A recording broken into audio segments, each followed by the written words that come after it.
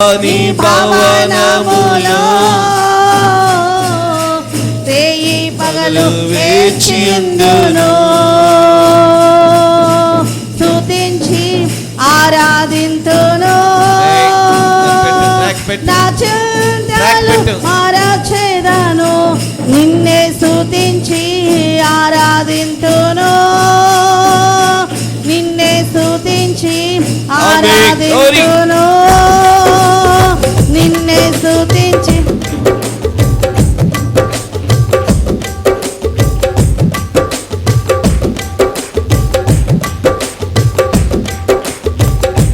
నిన్నే స్తుతించి ఆరాధింతును. అందరూ పాడదాం, కలిసి పాడదాం. ఆరాధను ఆరాధన ఆరాధన అబ్బా తండ్రి నీకేనయ్యా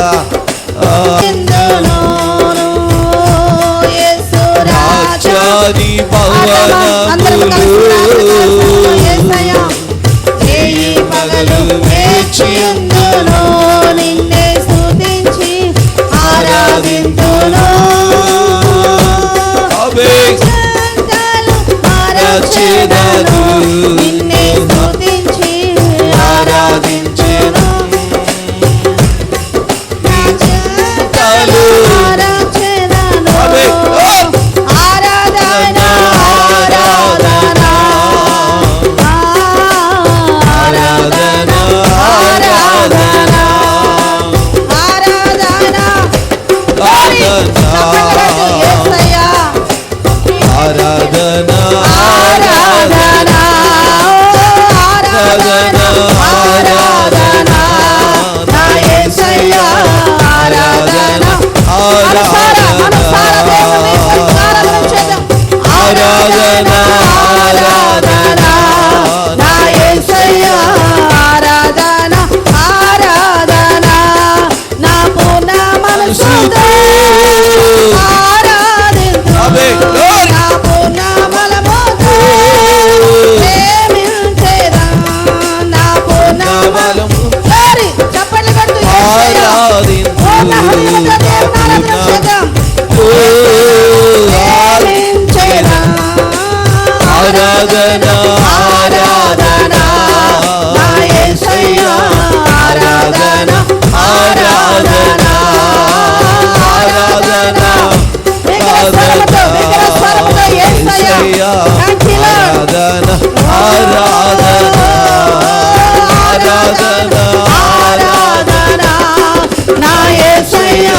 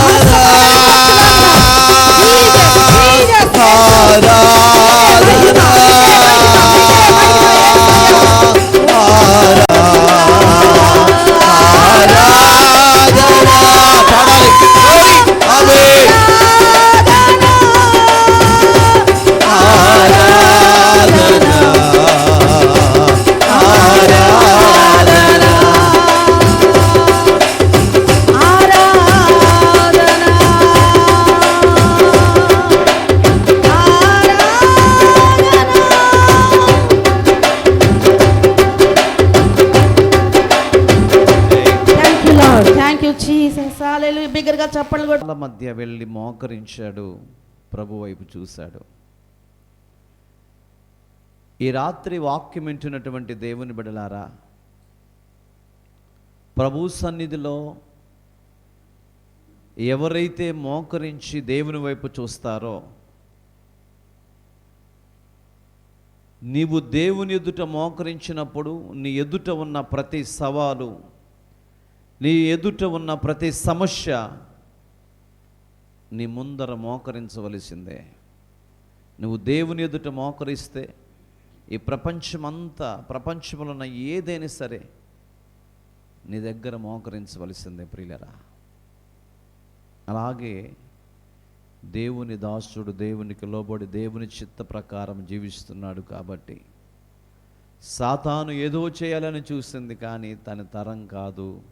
ఎందుకంటే సేవకులను దేవుడు అరిచేతులలో చెక్కుకొని ఉన్నాడు కాబట్టి. దేవునికి మహిమ కలుగునుగాక. మీరు అనొచ్చు, దేవుడు చెక్కుకొని ఉంటే మరి ఎందుకండి ప్రమాదం అంటే, ఆ ప్రమాదం జరిగింది కాబట్టి ఈరోజు మాట్లాడుకోగలుగుతున్నాం మనం మన దేవుడు ఎంత గొప్ప దేవుడు అని. ప్రతి క్రైస్తవ జీవితంలో ఓ సమస్య ఉన్నప్పుడు, ఆ సమస్య దగ్గర వచ్చినప్పుడు మనం ప్రార్థన చేసినప్పుడు దేవుడు చేసిన మేలు గురించి కృతజ్ఞతాస్తుతులు చెల్లిస్తూ అనేక ప్రపంచానికి మన గురించి చెప్తుంటే అద్భుతంగా ఉండదండి. ఈరోజు అనేక మంది సేవకులకు ఆదర్శంగా దేవుడు నిలబెట్టాడు అని అనేక మంది సేవకులు మాట్లాడుకోవటానికి, విశ్వాసులు మాట్లాడుకోవటానికి పిలిచిన దేవుడు చేయి వెడవుడని మరొకసారి జ్ఞాపకం చేశాడు. చూడండి, ఆ పరిస్థితిలో కూడా ఎక్కడ ఇద్దరు వ్యక్తులు మనకు కనబడుతున్నారు, లేయా, రాహేలు. ఈ రాత్రి వీరి గురించి కొన్ని మాటలు మీ ముందుంచాలని ఆశపడుతున్నాను. జాగ్రత్తగా దేవుని వాక్యాన్ని వినండి. ఒక దినాన మన దైవ సావుకులు లాంటి ఒక సావుకుడు ఉపవాస కూటాలు పెట్టాడు. ఇట్లాగే 3 దినాలకి 3 సావుకులను పిలిచాడు వాక్యం చెప్పడానికి. ఫస్ట్ రోజు వచ్చినటువంటి సావుకుడు వాక్యం చెప్పేటప్పుడు ఆయన ఏమన్నాడంటే, మా సంఘములో ఒక సహోదరి ఉంది, ఆవిడ పేరు సువార్తమ్మ. ఆమె వచ్చిన దగ్గర నుంచి నిద్రపోవటం తప్ప రెండవది లేదు అని తన గురించి చెప్పాడు. విచిత్రం ఏంటంటే, ఆ సంఘములోనే సువార్తమ్మ అనే ఆవిడ వెనకమాల కూర్చుని ఉందంట. విశ్వాసులందరూ ఇలా వెనక తిరిగి చూశారు. కొంచెం బాధ అనిపించింది. వెనకమాల కూర్చుని సువార్తమ్మ గారు పాస్టర్ గారు వెనక చూసింది. పాస్టర్ గారు పాపం ఏం మాట్లాడలా. మొదటి రోజు వచ్చిన పాస్టర్ గారు వాక్యాన్ని చెప్పాడు, ఆ రోజు ముగిసి వెళ్ళిపోయింది. రెండవ రోజు వేరొక పాస్టర్ గారు వచ్చాడు. ఆయన మాట్లాడుతూ ప్రారంభంలోనే మొదటిగానే చెప్పాడు, మా సంఘములో సువార్తం అనేటువంటి సహోదరి ఉంది, ఆమె వచ్చిన దగ్గర నుంచి దర్శనాలు చూస్తూ ఉంటుంది, దేవుని వాక్యం వినదు అని చెప్పాడు. ఇంతలోకి మరింత కోపం వచ్చింది ఆ సంఘములో ఉన్నటువంటి సువార్తమ్మకి. మళ్ళీ పాస్టర్ గారు వెనక చూసింది. అంటే పాస్టర్ గారే చెప్తున్నాడు అన్నట్లుగా, చెప్పిస్తున్నాడు అన్నట్లుగా. ఈ విశ్వాసులు మామూలు వాళ్ళండి మళ్ళీ వెనక్కి తిరిగి చూశారు. చాలా బాధ అనిపించింది. చాలా అంటే చాలా బాధ అనిపించింది. ఫస్ట్ రోజు ఓర్చుకుంది, రెండో రోజు కూడా ఓర్చుకుంది. ఇక మూడవ రోజు నాలాంటి పాస్టర్ గారు వచ్చాడండి. స్తోత్రం చెప్పండి. నాలాంటి పాస్టర్ గారు వచ్చి ఉండి ఉండలేక, మా సంఘములో సువార్తం అనే సహోదరి ఉంది అని అనే తలకే, పాస్టర్ గారు ఆపండి అని లేచింది వెనకమాల. లేచి గబగబ నడుచుకుంటూ వచ్చి, ఎటి ఆ మౌత్ ఎటి అని మౌత్ తీసుకుంది. ఈ మౌత్ తీసుకుని వెళ్తా ఉంటే వెనకమాల నుంచి వాళ్ళ ఆయనకి ఆకేస్తున్నాడు, ఏమే వచ్చేటప్పుడు ఆ డ్రమ్ము కూడా పట్టుకురా అన్నాడు. ఆ డ్రమ్ము కూడా 16వ వచనము. ఇక్కడ మీరు చూసి చదవండి అమ్మా, మీరు అక్కడ బైబిల్ చూడొద్దు, ఇక్కడ చూసి చదివి. లాబానుకు 2 కుమార్తెలు ఉండిరి, వారిలో పెద్దదాని పేరు లేయా, చిన్నదాని పేరు రాహేలు.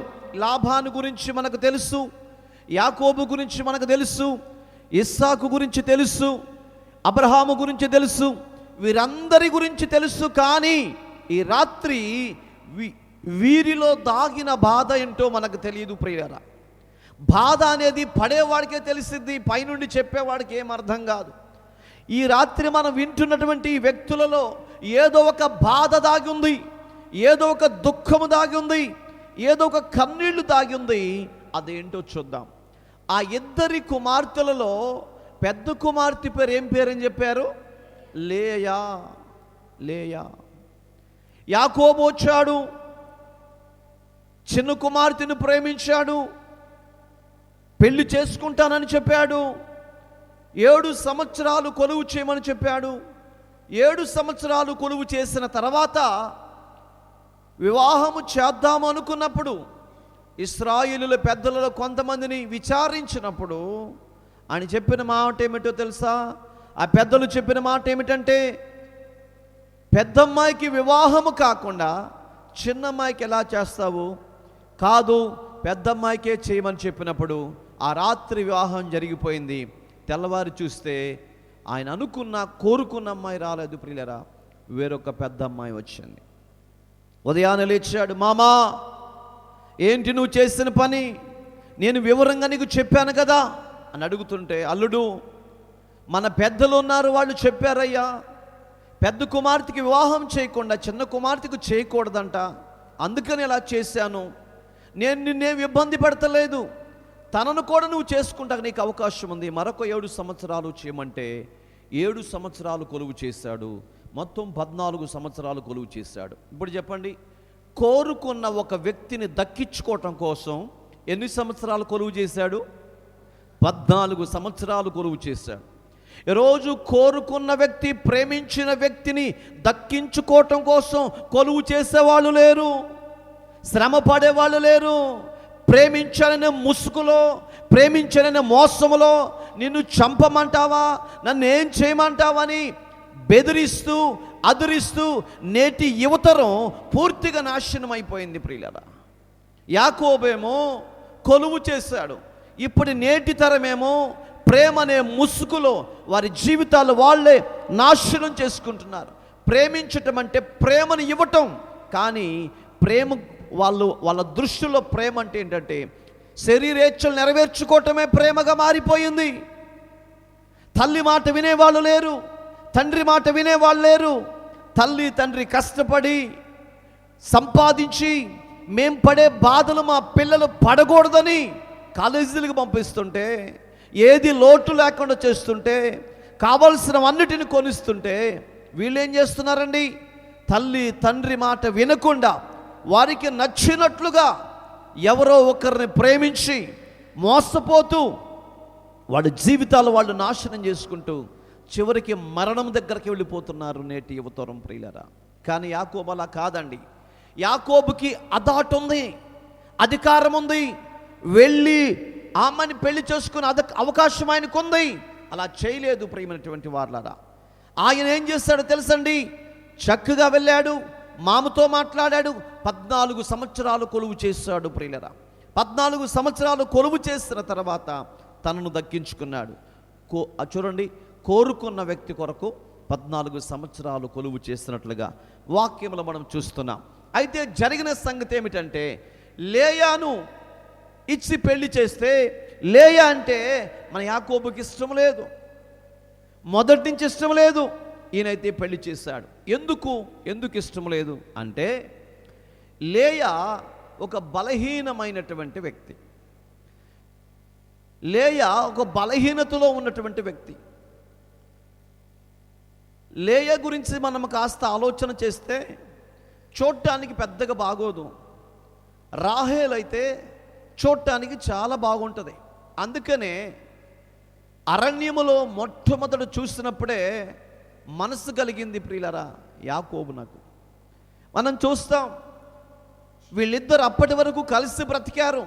ఎప్పుడైతే వివాహం జరిగిందో అప్పటి నుంచి అక్కా చెల్లెళ్ళ మధ్య కూడా వివాదం ఏర్పడింది ప్రియులరా. లేయా రాహేలు గొర్రెలను కాపలా కాస్తూ ఉండేది. చూడండి, రాహేలు గొర్రె స్వభావము కలిగినది. లేయా అలసినది అని బైబిల్ చెప్తుంది. అలసిపోయిందన్నమాట. ఎందుకు అలసిపోయింది? కాస్త బైబిల్లోకి వెళ్ళి మనం కొన్ని మాటలు మనం చూద్దాం. ఇక్కడ మీరు ఇమేజెస్ చూస్తామనండి. రాహేలు గురించి అలాగే లేయా గురించి కొన్నటువంటి విషయాలు మనం చూస్తూ ఉంటాం. ఇక్కడ యాకోబు వచ్చి రాహేలును చూసి ఆ తర్వాత మందలన్నిటికీ నీళ్లు పోసే సంగతిని మనం చూస్తూ ఉన్నాం. ఇలాగ చేశాడు, చూశాడు, ఇంటికెళ్ళాడు. తీరా చూస్తే ఎవరో కాదు, బంధువే అని తెలిసిపోయింది. ప్రియులారా, లేయ అనగా అలసినది అని అర్థం, రాహేలు అనగా గొర్రె స్వభావము అని అర్థం. తిను ఎందుకు అలసిపోయింది అని గనక మనం చూస్తాం, కాస్త ముందుకెళ్ళి చూస్తాం. ఎప్పుడు చూసినా తన జీవితంలో బాధ, దుఃఖము, శ్రమ, ఎన్నో ఇబ్బందులు కలిగినట్లుగా చూస్తున్నాం. క్రీస్తునందు ప్రియరా, రాహేల్ను మనం చూస్తున్నాం. ఆమె చూపు, ఆమె ఆలోచన, ఆయన మైండ్ సెట్ అంతా కూడా వేరుగా ఉంది. కానీ లేయా తత్వం అంతా వేరుగా ఉంది. ఈరోజు మనం పై రూపాన్ని చూస్తాం, దేవుడేమో అంతరంగాన్ని చూస్తాడు. మనకి దేవునికి ఉన్న తేడా అదే. స్తోత్రం. ఈడు జోడు బాగుందా అని అడుగుతారు. ఏది పెళ్లి చూపులకి వెళ్ళినప్పుడు ఏం బాగోవాలంటండి, ఈడు జోడు బాగుందా అంటే పైకి ఐటు ఎంత బాగుందా ఎంత చూస్తాం. వాళ్ళ హృదయ ఆలోచన బాగుందా మనకు తెలియదు, హృదయంలో ఏముందో. చూస్తానికి బాగానే ఉంటారు, సాఫ్ట్వేర్ చేస్తారు, మంచి శాలరీ ఉంటుంది. పెళ్ళైన 4 రోజులకే జాబ్ పోయిద్దండి. ఇది పరిస్థితి, ఇది సాఫ్ట్వేర్ జాబుల పరిస్థితి. అంటే పైన చూస్తే మోసపోతున్నాం. క్రీస్తునందు ప్రియులారా, లేయ దుఃఖకరమైనది, శాపగ్రస్తమైన జీవితాన్ని అనుభవిస్తుంది. తను ఏ పాపము చేయలేదు, తను ఏ పొరపాటు చేయలేదు, కానీ శాపగ్రస్తమైన జీవితాన్ని జీవిస్తుంది. ఎంతో దుఃఖకరమైన జీవితాన్ని జీవిస్తూ ఉంది, బాధకరమైన జీవితాన్ని జీవిస్తుంది. 29వ అధ్యాయం 17వ వచనంలో లేయ జబ్బు కళ్ళు కలిగినది. ఏమండి, జబ్బు కళ్ళు కలిగింది. రాహేలైతే రూపవతి అయి సుందరినై ఉండెను. ఆవిడేమో జబ్బు కళ్ళు ఉన్నాయి, ఈవిడికేమో రూపవసిగా అందముగా చక్కగా ఉంది. ప్రియులరా, అంటే తనలో లోపం ఉంది కాబట్టి యాకోబుకు నచ్చలేదు. లోపం ఉంది కాబట్టి నచ్చలేదు. ఈరోజు మనం కూడా అంతే ప్రియులరా.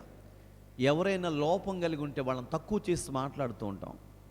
వాళ్ళకి ఏదైనా ఒక లోపం ఉంటే తక్కువ చేసి చూస్తూ ఉంటాం కదండి. భిక్షం అడుక్కునే వ్యక్తి, అతనికి ఏదైనా అవయవాలు లేకపోతే అతన్ని తక్కువ చేసి చూస్తూ ఉంటాం. గుడ్డివాడిని తక్కువ చేసి చూస్తూ ఉంటాం, మూగవాడిని తక్కువ చేసి చూస్తూ ఉంటాం, అంగహీనులను తక్కువ చేసి చూస్తూ ఉంటాం. నేను అడుగుతూ ఉన్నాను, ఈరోజు నా దేవుడిని ఏ చూపు చూడాలి? చూడండి ఒకసారి. నా యేసయ్య నేను ఎలా చూడాలి? ఏముంది నీలో? మంచి ఉన్నదా? ప్రార్థన జీవితం ఉందా? వాక్యం పట్ల ఆసక్తి నీకుందా? ఆత్మల భారము నీకుందా? కన్నీటి ప్రార్థన జీవితం నీకుందా? ప్రభు కొరకు పరిచర్య నీ జీవితంలో ఉందా? ఏముంది నీ జీవితంలో? ఏమీ లేదు. ఏమీ లేనప్పుడు నా దేవుడిని ఎలా చూడాలంటే దూరంగా చూడాలి.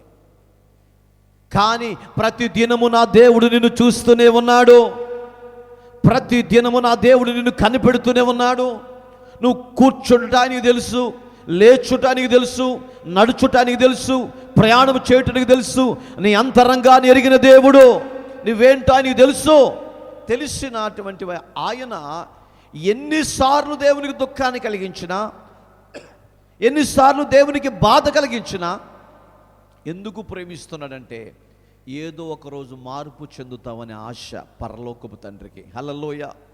ఏదో ఒకరోజు మార్పు చెందుతాం, ఏదో ఒకరోజు క్రీస్తు పడిన పాటలలో నీవు కూడా పాలి భాగస్తురాలు అవుతావని, క్రీస్తు పిలిచిన పిలుపునకు తగినట్లుగా జీవిస్తావని పరలోకపు తండ్రి దినమంతా తన చేతులు చాపి నీ కొరకే ఎదురు చూస్తున్నాడు. ఎందుకయ్యా? నువ్వు మారాలని, నీ స్థితి మార్చుకోవాలని. వాక్యములకు వెళదాం ప్రియులారా. జబ్బు కళ్ళు కలిగినటువంటి లేయా ఎంత బాధకరమైన విషయం అండి, ఎంత దుఃఖకరమైన విషయం అండి. తన జీవితంలో ఏం కోల్పోతుందంటే చెప్పలేనివన్నీ కూడా కోల్పోతా ఉన్నాయి. చెప్పలేని పరిస్థితులు ఆమె జీవితంలో ఎదుర్కొంటా ఉంది. ఆమెను ఎలాగైనా వదిలించుకోవాలనుకున్నాడు తండ్రి. అందుకని 7 సంవత్సరాల తర్వాత తీసుకొచ్చి యాకోబుకి అప్పచెప్పాడు. ప్రియులారా, ఒకవేళ యాకోబు చేసుకోకపోతే ఎవరు చేసుకునే వాళ్ళో? ఎందుకని? ఒకటి అలుష్యులది, రెండోది శాపగ్రస్తమైన జీవితాన్ని జీవిస్తుంది, ఇక మూడోది రోగముతో ఉంది. కాబట్టి తన జీవితంలోకి ఎవరు వచ్చేవాళ్ళు? కానీ ఇక్కడ జరిగిన సంగతి ఏంటో తెలుసా? తండ్రి లేయాతో మాట్లాడకుండా, బాగా వినండి, తండ్రి లేయాతో మాట్లాడకుండా చేసిన పనే ఇదే. దేవునికి మహిమ కలుగునుగాక. హల్లెలూయా. అది చేశాడు కాబట్టి ఉదయాన్నే లేచి యాకోబు మామ దగ్గరకు వచ్చి, మామ ఎందుకు ఇలా చేశావు? నేను కోరుకుంది, ప్రేమించింది ఎవరిని? రాహేలును కదా, నాకెందుకు లేయానిచ్చావు? తను చూస్తే జబ్బు కలిగింది, తన ముఖములో అందము లేదు, దాన్ని చూడటానికి ఇబ్బందికరంగా ఉంది, అలాంటి వ్యక్తి నాకెందుకు ఇచ్చావని అక్కడ చూస్తారు. చూడండి, యాకోబు వచ్చి మామతో మాట్లాడుతున్న సందర్భాన్ని మనం చూస్తున్నాం. దేవునికి మహిమ కలుగును గాక. నేను ప్రేమించింది ఎవరు అంటున్నాడు? రాహేలుని. కాబట్టి తన కోసం మళ్ళీ ఒక 7 సంవత్సరాలు కొలువు చేయటం కోసం ముందుకు వచ్చాడు. 30వ వచనం చదువుకుందాం. 29వ అధ్యాయం 30వ వచనం. యాకోబు రాహేలును కూడెను, మరియు అతడు లేయా కంటే రాహేలును బహుగా ప్రేమించి అతనికి 7 ఏండ్లు కొలువు చేసెను. మీరు గమనించండి, ఇక్కడ మీకు ఈ మాట జాగ్రత్తగా వినండి. యాకోబు రాహేలు కంటే ఏమండి లేయాని ప్రేమించాడా? లేయా కంటే రాహేలుని ప్రేమించాడా? చెప్పండి. లేయా కంటే అత్యంత ప్రేమ రాహేలు మీద పెట్టుకున్నాడు ప్రియులారా. లేయాని ప్రేమించలేదు. 31వ వచనములో లేయా ద్వేషింపబడుట యెహోవా చూసి, ఎవరి చేత ద్వేషింపబడిందండి? ఎవరి చేత? యాకోబు చేత ద్వేషింపబడుతుంది. రెండవ మాట మీరు గమనించండి. ఒకటి యాకోబు చేత ద్వేషింపబడుతుంది, తన రక్త సంబంధి అయిన చెల్లి చేత కూడా ద్వేషింపబడుతుంది. ఎందుకంటే నాకు దక్కవలసిన భర్త నువ్వు తీసుకున్నావని ఒక భయంకరమైన మాటల చేత హింసిస్తుంది ప్రియులరా, బాధ పెడుతుంది. ఇటువైపు చూస్తే శోధింపబడుతూ బాధింపబడుతుంది. అదే మాట అంటాడు, లేయా ద్వేషింపబడుట యెహోవా చూసి ఆమె గర్భము తెరిచెను, రాహేలు గొడ్రాలయ్యుండెను. ఏమండి, రాహేలేమో గొడ్రాలై ఉంది, లేయా అయితే దేవుడు చూశాడు. ఎందుకు చూశాడంటే లేయా 3 అనుభవాలు కలిగి ఉంది. ఒకటి, కఠినాత్ముడైన తండ్రి. చెప్పండి ఎవరో? తండ్రి ఎలాంటి వాడండి? ఇప్పుడు యాకోబుకి ఇస్తాను అనుకున్నప్పుడు, యాకోబుకి ఇచ్చి పెళ్లి చేద్దాం అనుకున్నప్పుడు ఆ తండ్రి వెళ్ళి, అమ్మా యాకోబుతో పెళ్లి చూసుకుంటాక నీకు ఇష్టమని అడగాల వద్దా? అడగకుండా, తన ఇష్టాన్ని గౌరవించకుండా, తనకి ఇష్టం ఉందో లేదో తెలుసుకోకుండా తీసుకొచ్చి నా పని అయిపోతే చాలు. ఈరోజు తండ్రులు అలాగా ఉన్నారు ప్రియులరా. నేను బిడ్డలను కన్నాను కాబట్టి ఎలాగైతే నా భారాన్ని దించుకుంటే చాలు. అల్లుడు ఎలాంటి వాడు, ఆయన మనసు ఎలాంటిది, ఆయన పరిస్థితి ఎలాంటిది గమనించే వ్యక్తులు లేరు. ఒక ₹1,00,000 ఎక్కువ తక్కువ ఇచ్చి భారం దించుకుంటే చాలు అనుకుంటున్నారు. కానీ జరుగుతున్న పరిస్థితి తెలుసా అండి? భారం దించుకుంటే చాలు అనుకుంటున్నాం, తిరిగి ఆ భారము 2 అంతలు 3 అంతలు తిరిగి మన మీదే పడుతుంది ప్రియులరా. కఠినాత్ముడైన తండ్రి ఒకవేళ నీ జీవితంలో ఉండాడేమో ఈ రాత్రి, నిన్ను అర్థం చేసుకోలేని తండ్రి నీ జీవితంలో ఉన్నాడేమో. రెండవ మాట, ప్రేమించలేని భర్త.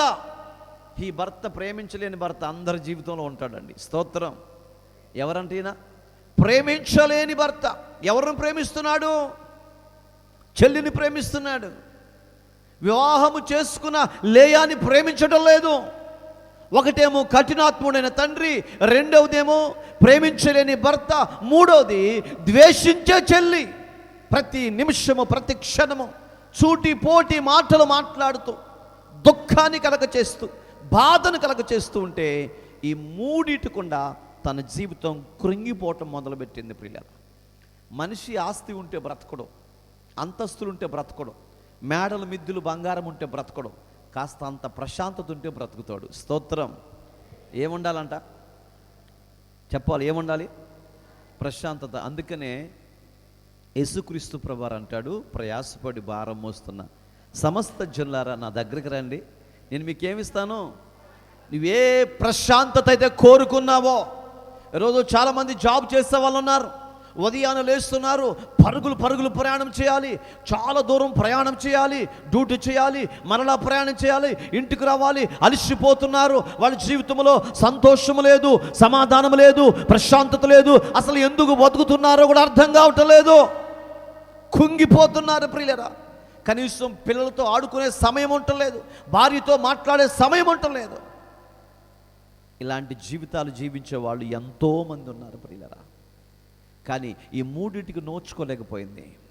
కఠినాత్ముడైన తండ్రి, ప్రేమించలేని భర్త, ద్వేషించే అణువణువున ద్వేషించే చెల్లి, ఈ మూడు అనుభవాల మధ్య ఇక జీవితం ప్రారంభమైంది, కృంగిపోవటం ప్రారంభమైంది.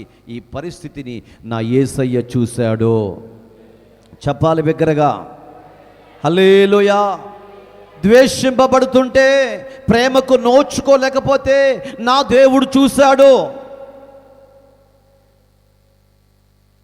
ఈ రాత్రి వాక్యం వింటున్నటువంటి దేవుని పిల్లలారా, తండ్రి అంటే ఎలాగో నా భారం దిగిపోతుంది కదా అని పెళ్లి చేశాడంటే అర్థం ఉంది.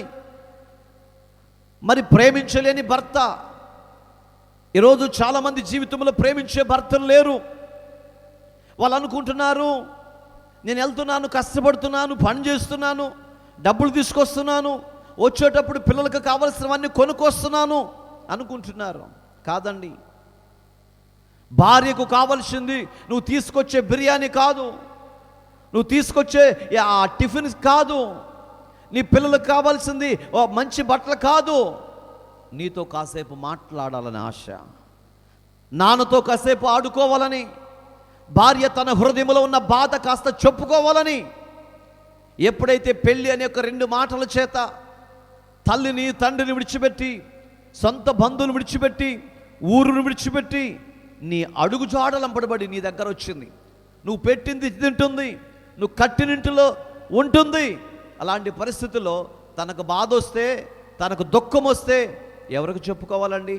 చెప్పుకోవటానికి ప్రేమించలేని భర్త, అనుక్షణం ప్రేమించలేని భర్త, భర్తతో కాసేపు మాట్లాడదామని ఆ హృదయం ఎంతగా పరితపించిపోతుంది.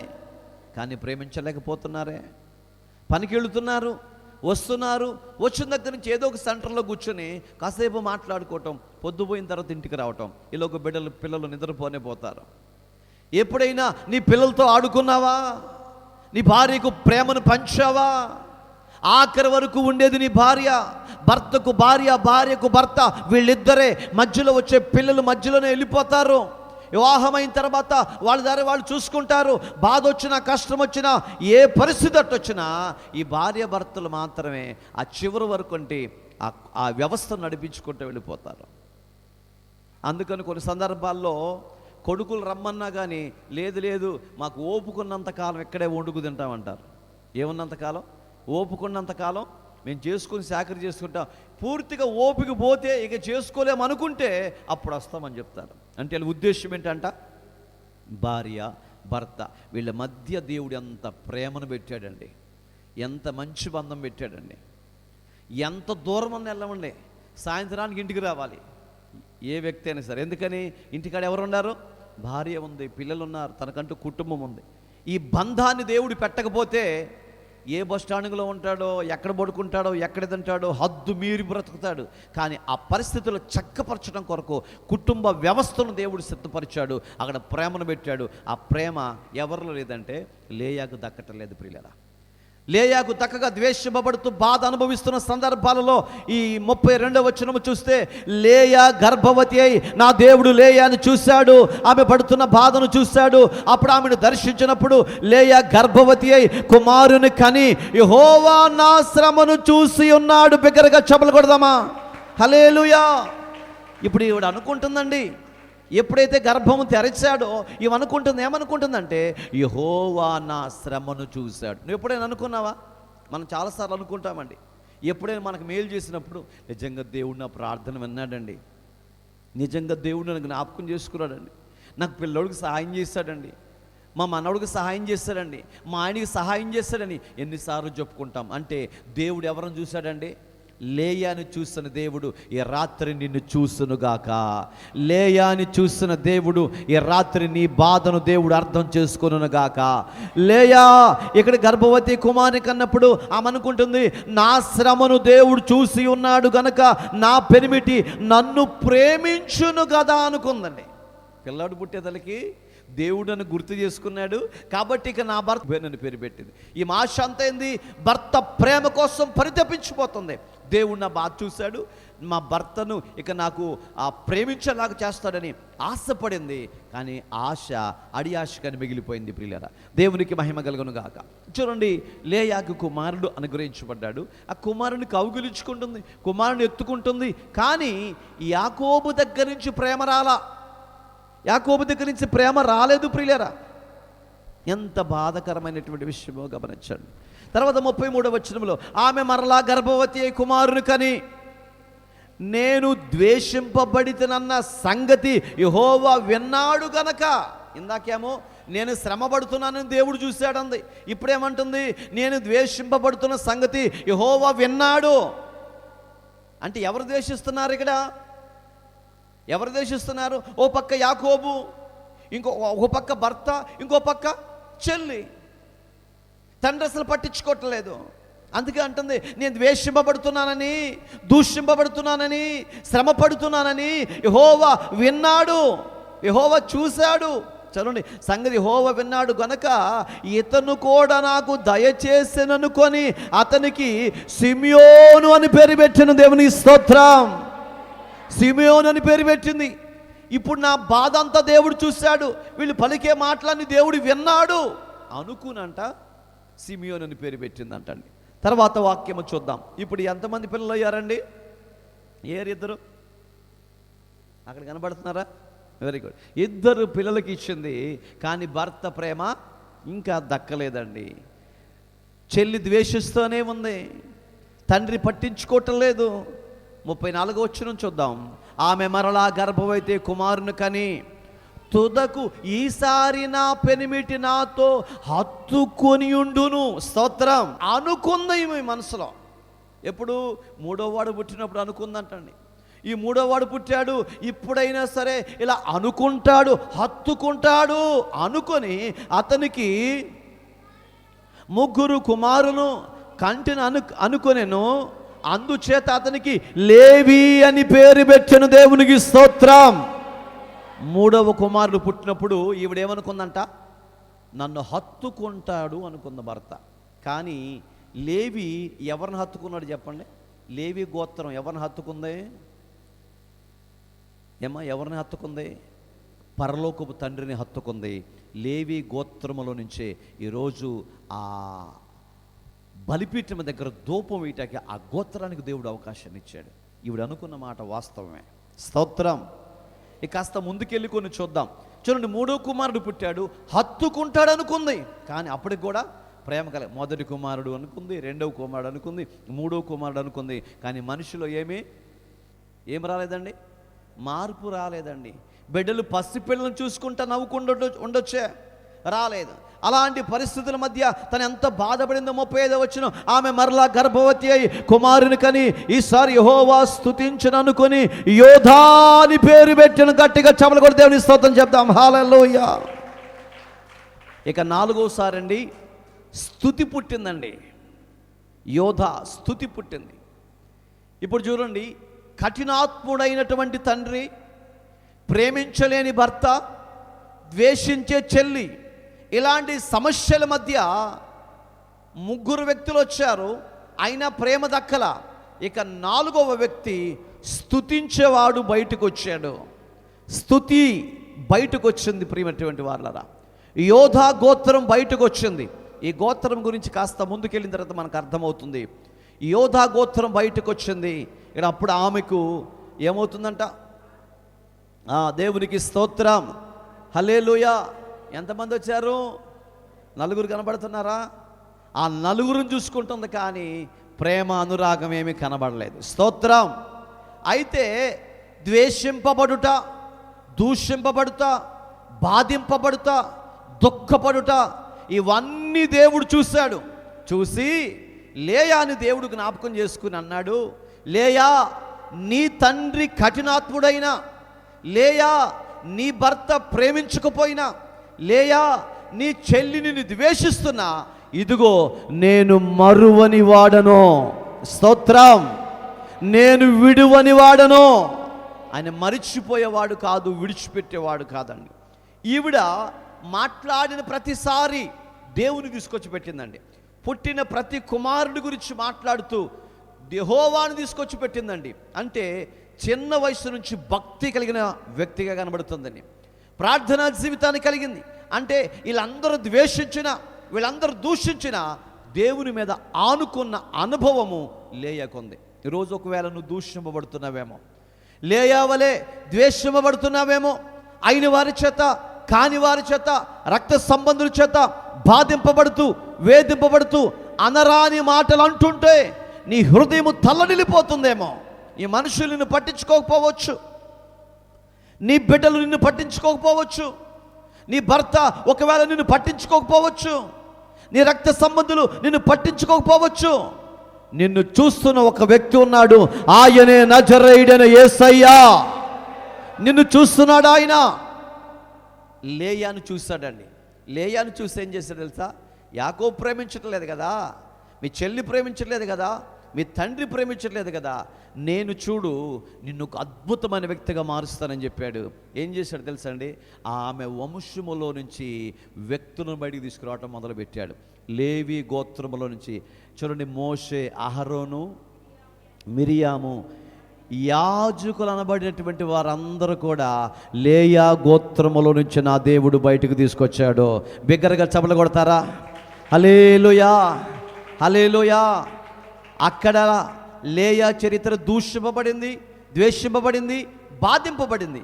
కానీ అతని వంశములో నుంచి, ఆ కుమారుడు వంశముల నుంచి యాజక ధర్మం జరిగించే వ్యక్తులను, దేవుని హత్తుకునే వారిని దేవుడు బయటికి తీసుకొచ్చాడండి. నేటి వరకు ప్రపంచ చరిత్రలో నిలిచిపోయే కృపను గ్రహించాడు. ఆమేన్, హల్లెలూయా.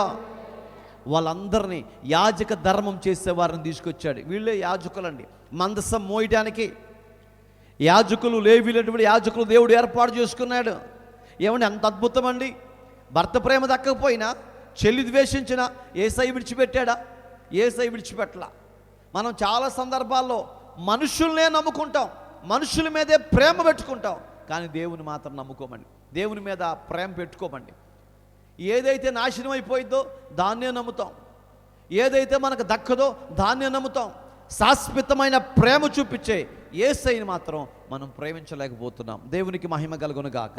హల్లెలూయా చెప్పాలి. హల్లెలూయా. ఒకసారి ఒక ప్రాంతంలో భయంకరమైన యుద్ధం జరిగింది. ఆ యుద్ధము జరుగుతున్న సందర్భాల్లో సైనికులు వచ్చి ఆ ఊర్లో ఉన్న వాళ్ళందరిని ఓసకోత కోస్తూ అందరిని చంపుకుంటూ వచ్చారు. చివరికి ఊరు చివరకు ఇల్లు ఉంది. ఆ ఇంట్లో ఒక తండ్రి, ఓ తల్లి, ఓ కుమార్తె, ఓ కుమారుడు ఉన్నారండి. ఓ సైనికుడు అలాగ అక్కడికి వచ్చాడు. వచ్చి ఆ పిల్లలు చూస్తుండగానే తల్లిని తండ్రిని అమాంతంగా చంపేశాడు. ప్రియులారా, ఆ భయంకరమైన యుద్ధములో తల్లి తండ్రి ఒక్కసారే అక్కడే పడి చనిపోయారు. అప్పుడు తండ్రి కేకేస్తున్నాడు, అమ్మా తమ్ముడు తీసుకుని పరిగెత్తుకుంటూ వెళ్ళిపోమని. అప్పుడు అక్క తమ్ముడిని పట్టుకొని సంకలో పెట్టుకుని పరిగెత్తడం మొదలుపెట్టింది. చూడండి, కళ్ళ ముందే తల్లి తండ్రి చనిపోయిన తర్వాత ఆ తమ్ముడిని చంకనేసుకొని ఇక పరిగెత్తుతుందండి. ఎందుకంటే ఆ సైనికుని కంట పడకూడదని పరిగెత్తుతుంది పరిగెత్తుతుంది పరిగెత్తుతుంది పరిగెత్తుతుంది చాలా దూరం పరిగెత్తిందండి. ఈ చంకులో పిల్లాడు జారిపోతున్నాడు. పైకి పెట్టుకుంటుంది, పరిగెత్తుతుంది, పైకి పెట్టుకుంటుంది, పరిగెత్తుతుంది. వెనకమాల సైనికుడు వస్తూ ఉన్నాడు. పరిగెత్తుతుంటే ఈ పిల్లోడు జారిపోతున్నాడు. కాస్త అంత దూరం వెళ్ళిన తర్వాత జారి కింద పడిపోయాడు. పడిపోయినప్పుడు ఏం చేయాలి? ఇప్పుడు అక్క పిల్లోడిని తీసుకుని వెళ్దామా? సైనికుడు వస్తాడు, ఇద్దరిని చంపేస్తాడు.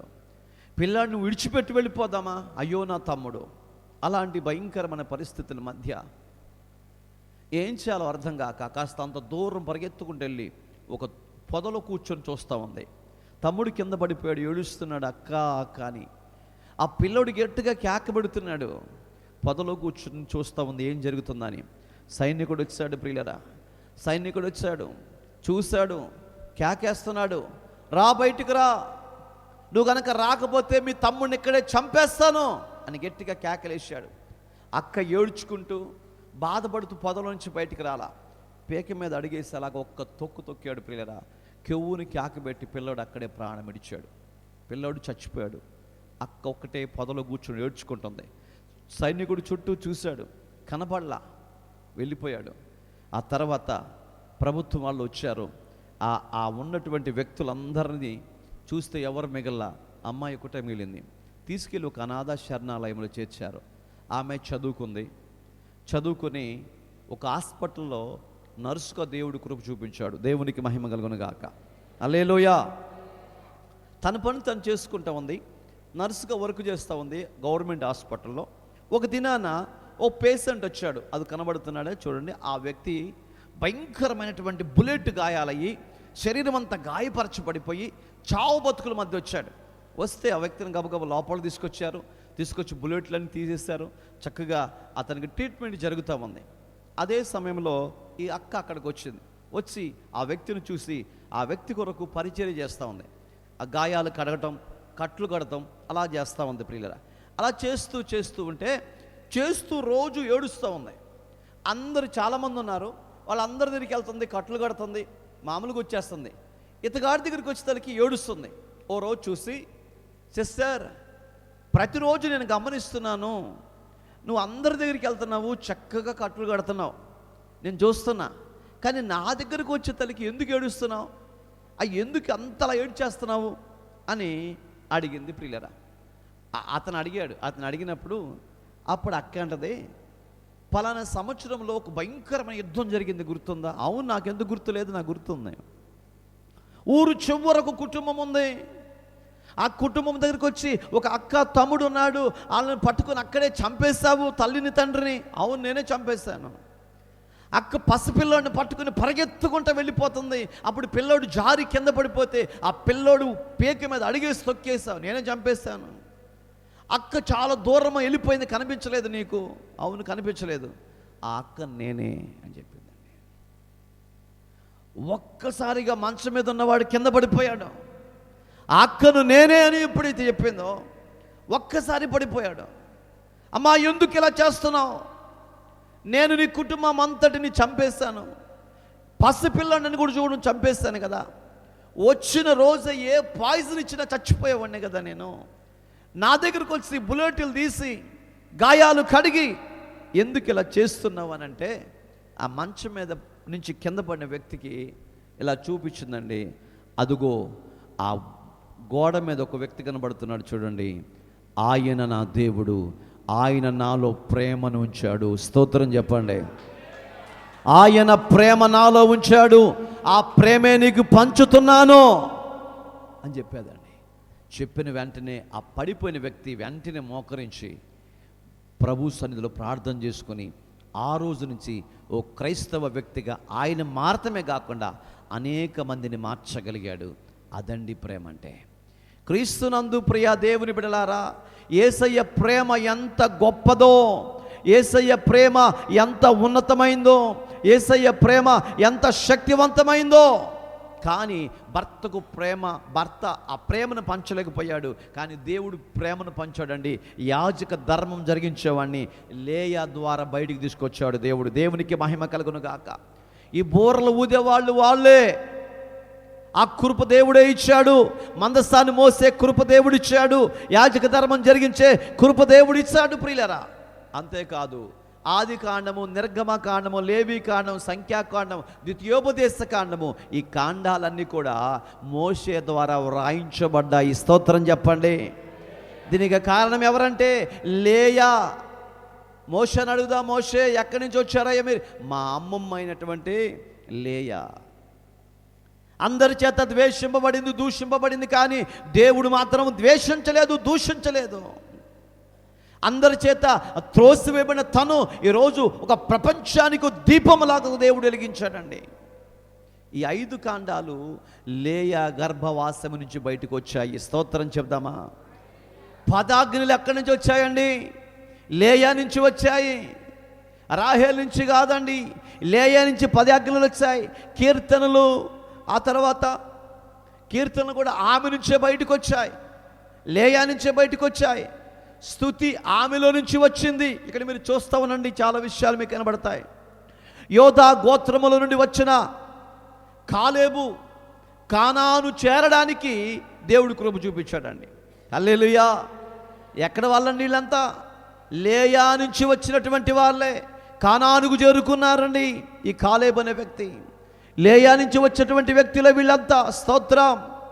35వ అధ్యాయము 23వ వచనములో యాకోబు కుమారులు 12, జ్యేష్ఠ కుమారులకు రూబేను, షిమియోను, లేవి, యోదా, ఇస్సాకారు, జెబుయేలు. వీరు లేయా కుమారులు. ముఖ్యమైన పాత్ర వహించిన వీళ్ళందరూ కూడా లేయా పిల్లలే.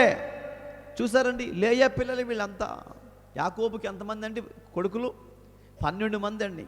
ఓ సందర్భాన్ని బట్టి మాట్లాడుకుంటారు. వాళ్ళ చెల్లిని పాడు చేసినప్పుడు ఆ రాజు వచ్చి వీళ్ళతో మాట్లాడుతున్న సందర్భంలో మాట్లాడుకుంటున్న సందర్భం 12 మంది కొడుకులు కలిసి ఒక సత్యవేదన పెట్టుకున్నారు అక్కడ. తర్వాత మనం చూస్తే రూతు గ్రంథము 4వ అధ్యాయం 11వ వచనంలో ఒక మాట చదువుదాం. అక్కడ చదవండి.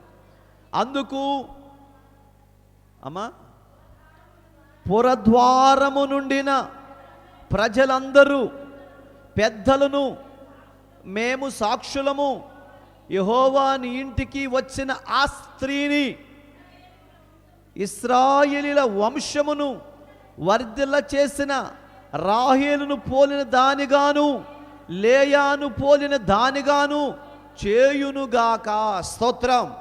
ఈ సందర్భం ఏమిటంటే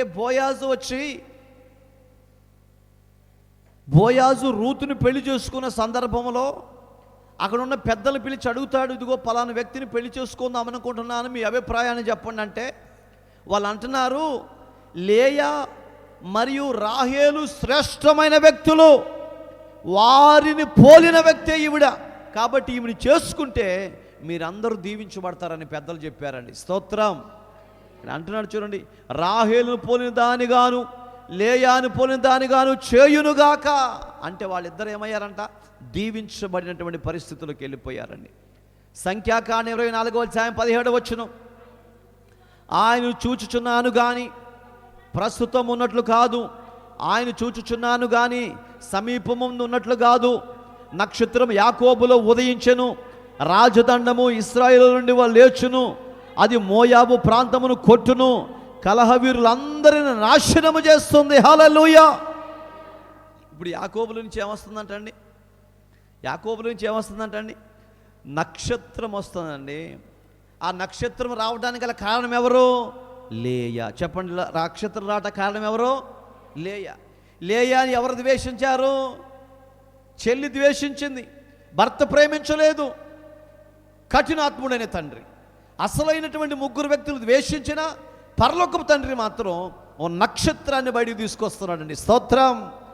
ప్రజలకు కనువింపు కలిగేలాగా, ప్రజలు మైండ్ సెట్ మారేలాగా, ఎక్కడైతే సిగ్గుపడతావో, ఎక్కడైతే బాధింపబడతావో, ఎక్కడైతే అవమానాన్ని అనుభవిస్తావో అక్కడే నీ తలను పైకి లేపే దేవుడు నా దేవుడు. స్తోత్రం చెప్పండి. బాధింపబడిన స్థలములోనే నీ తలను పైకెత్తే దేవుడు నా దేవుడు. దుఃఖపడే సమయంలోనే నీ దుఃఖాన్ని నాట్యముగా మార్చే దేవుడు నా దేవుడు. ప్రియులారా, తర్వాత వాక్యం చూద్దామా? యోధా గోత్రం నుండి చెప్పండి, చెప్పండి, గట్టిగా చెప్పండి. 150 కీర్తనలు బయటకు వచ్చాయి. ప్రసంగి పరమగీతము కూడా లేయా నుంచి బయటకు వచ్చినాయే. ఎంత అద్భుతమండి. ఘనులైన రాజులు అంటే దావీదు, సొలొమోను, ఆషా, యెహోషాపాతు, ఉజ్జియా, హిజ్కియా, హోషేయ, వీళ్ళందరూ రాజులు. ఘనులైన రాజులందరూ కూడా లేయా నుంచి బయటికి వచ్చినటువంటి వారే. ఈరోజు మనం ప్రతిరోజు దావీదు గురించి, సొలొమోను గురించి, వీళ్ళందరి గురించి జ్ఞాపకం చేసుకుంటూ ఉంటాం. చూసారండి, ఈ ఘనులైన రాజులందరూ కూడా ఎక్కడి నుంచి వచ్చారండి? ఎంత అద్భుతమండి. అంటే ఒక మనిషి పట్టించుకోకపోతే, మన అనుకున్న వాళ్ళు పట్టించుకోపోతే, యేసయ్య పట్టించుకుంటే ఇంత ఆశీర్వాదమా? రాజుల గోత్రాలు ఉన్నాయండి. స్తోత్రం. సౌలు, దావీదు, సొలొమోను, యెహోషాపాతు, హిజ్కియా, ఏమండి, రాజరికపు గోత్రాలు. కానీ ఈరోజు ప్రపంచం అంతా కూడా ఆమెకి ఏం చేస్తున్నారండి? వందనాలు చెప్పే స్థితిలోకి వచ్చేసేదండి. యాజపు గోత్రాలు ఉన్నాయండి, ప్రవక్తలు. ఏమండి, యెషయా ప్రవక్త, ఇర్మీయా ప్రవక్త, యెహెజ్కేలు, ఎజ్రా, నెహెమీయా, వీళ్ళందరూ ఎవరు అనుకుంటున్నారు? లేయా నుంచి వచ్చిన వాళ్ళేనండి. స్తోత్రం. ఇంత గొప్ప ప్రవక్తలు ఏమండి లేయా ద్వారా బయటకు వచ్చిన వాళ్ళే. కానీ ఆ రోజు కనుక నా తండ్రి కఠినాత్ముడని, నా భర్త ప్రేమించటం లేదని, నా చెల్లి ద్వేషిస్తుందని, తను దేవునికి ప్రార్థన చేయకపోతే, దేవునికి లోబడకపోతే ఇలాంటి అద్భుతాలు జరిగాయా? జరిగాయి కాదు. నువ్వు కూడా అంతే. శోధన రాగానే, బాధ రాగానే, ఏదైనా ఒక ఇబ్బంది రాగానే, దేవా అసలు నువ్వు ఉన్నావా, ఉంటే కనబడవేంది, నా ప్రార్థన వింటున్నావా అని ఎన్నిసార్లు పోట్లాడి ఉంటామో దేవుణ్ణి. పిచ్చి ఆయన కాబట్టి ఏం మాట్లాడతలేదండి. పిచ్చి మహానుభావుడు, ఎన్నిసార్లు తిట్టుంటావో. అసలు నువ్వు చూస్తున్నావా, ఉపవాస ప్రార్థన చేస్తున్నాను, రోజంతా చక్కగా ప్రార్థన చేస్తున్నాను, కానుకలిస్తున్నాను, ఎన్ని చేస్తున్నాను, కానీ నువ్వు నన్ను చూడటల్లా. మరి లేయా అనుకుందండి? లేయా అనుకోలేదండి. భక్తి చేస్తూనే ఉందండి, ప్రార్థన చేస్తూనే ఉందండి, దేవునికి లోబడుతూనే ఉందండి. అందుకనే ఘనులైన రాజులను, ఘనులైన ప్రవక్తలను దేవుడు బయటికి తీసుకొచ్చాడు. ఘనులైన యాజక ధర్మం చేసే వ్యక్తులను దేవుడికి బయటకు తీసుకొచ్చాడు. స్తోత్రం. అద్భుతమైన సంగతి ఏంటంటే, బైబిల్లో ఉన్న మూల పురుషులు ఎవరైతే ఉన్నారో వాళ్ళందరూ లేయా సంతతి నుంచి వచ్చిన వాళ్ళే. గట్టిగా చెప్పలు కొడదామా? హల్లెలూయా. ఎవరైతే మూల పురుషులుగా ఉన్నారో వాళ్ళందరూ కూడా ప్రతిరోజు మనం బైబిల్లో చదివేటప్పుడు వీళ్ళందరూ జ్ఞాపకం చేసుకుంటూ ఉంటాం ప్రియులరా. ఈ ఘనులైన వ్యక్తులందరూ, ఘనత వహించిన వ్యక్తులందరూ కూడా లేయా గోత్రాల్లో నుంచి వచ్చినటువంటి, లేయా సంతతి నుంచి వచ్చినటువంటి వారే ప్రియులరా. 19వ వచనం చదువుదామా? లాబాను వెళ్ళుచుండగా రాహేలు తండ్రి ఇంట నుండి గృహదేవతలను, ఏమండి ఈవిడ వచ్చే ఆవిడ రాకుండా ఏం చేసిందంట? ఆ విగ్రహాలను దొంగతనం చేసి తెచ్చుకుందండి. వీళ్ళకి ప్రయాణమైన సంగతి చెప్తున్నాం, ముందుకు వెళ్తున్నాం. లేయా కూడా తెచ్చుకుందా? లేయా తెచ్చుకోలేదండి.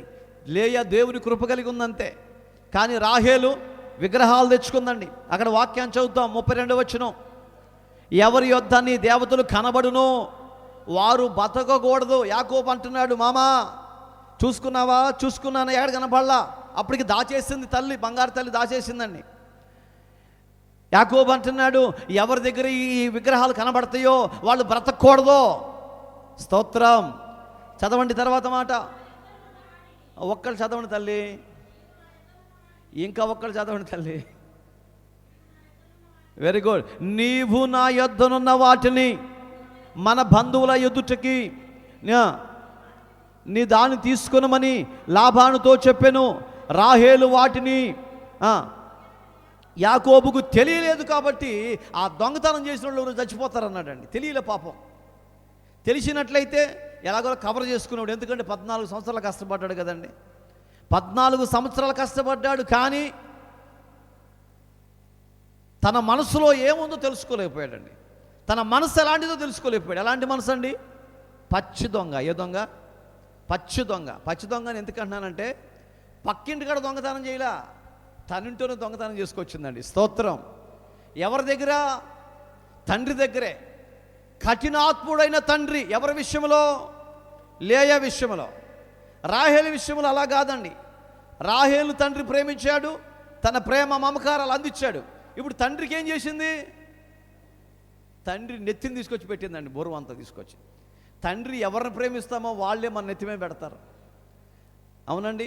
మనం ఎవరినైతే ప్రేమిస్తాం, ఎక్కువ మగపిల్లలను ప్రేమిస్తూ ఉంటాం. ఆడపిల్లలు అంటే ఏంది పెళ్లి చేసుకు వెళ్ళిపోయింది కదా, ఆ అమ్మాయి ఏమంతా అడుగు చూస్తూ ఉంటాం. ఆ మగపిల్లలే మనం దాన్ని తెల్లారేసిన కాడి నుంచి తిట్టినా తన్నినా ఈ మహానుభావులేనండి. ఇదివరకు తన్నేవాళ్ళు కాదు, ఇప్పుడు తన్నేవాళ్ళు తయారైపోయారు. మన పిల్లలు అలా కాదనుకుంటున్నాను నేను.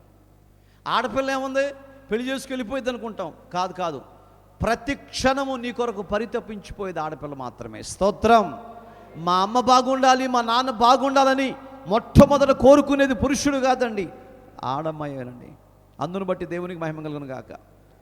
ఈ బుద్ధి అమ్మ ఆడపిల్లలారా మీకు ఎక్కడి నుంచి వచ్చిందంటే ఒకటే చెప్తా నేను, లేయా సంతతి నుంచి వచ్చింది. దేవునికి స్తోత్రం. లేయాలో నుంచి మీరు అందరూ వచ్చారు కాబట్టి లేయా బుద్ధులే మీకు అలమటించబడ్డాయి. ఏంటి? మా నాన్న బాగుండాలి, మా అమ్మ బాగుండాలి, మా తమ్ముడు బాగుండాలి అని. బయలుదేరిందంటే చాలండి. ఎక్కడికి? పుట్టింటికి బయలుదేరిందంటే ఏదో ఒకటి తీసుకెళ్ళిపోయి ఇచ్చేద్దామని, దోసుకెళ్ళిపోయి ఇచ్చేద్దామని చూస్తూ ఉంటుంది. మా నాన్నోళ్ళు వండుకున్నారో లేదో, తిన్నారో లేదో, తను తినకుండా కూడా దాచుకుని ఏదో ఒకటి తీసుకెళ్ళిపోదామని ఆశ. తల్లి తండ్రి కనుక అమ్మాయిని చూద్దామని ఒకసారి వచ్చిందంటే దేవుడే దిగి వచ్చినంత పండగ ఉంటుంది వాళ్ళకి. స్తోత్రం.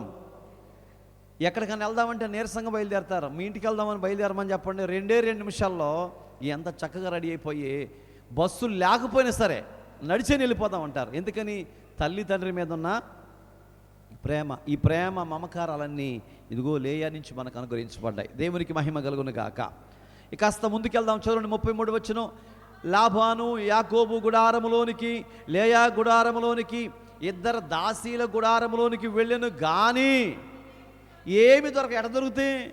కనవేసింది ఎవరు? బయటోడు కాదు, నీ కూతురే. దొరకవయ్యి.